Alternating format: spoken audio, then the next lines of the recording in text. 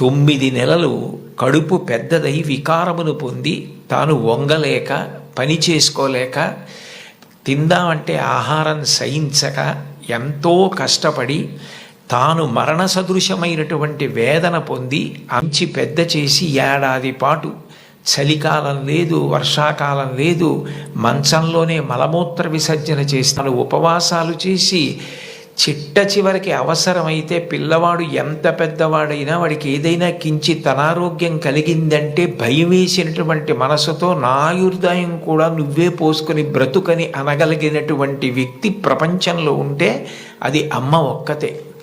అందుకే అమ్మలాంటి ప్రాణి లోకంలో లేదు.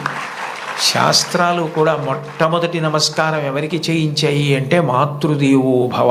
మాతృదేవో భవ అంటే భగవంతుడు అమ్మ రూపంలో ఉన్నాడు అని కాదు దాని అర్థం. అమ్మయే భగవంతుడై ఉన్నది, భగవతి అమ్మ.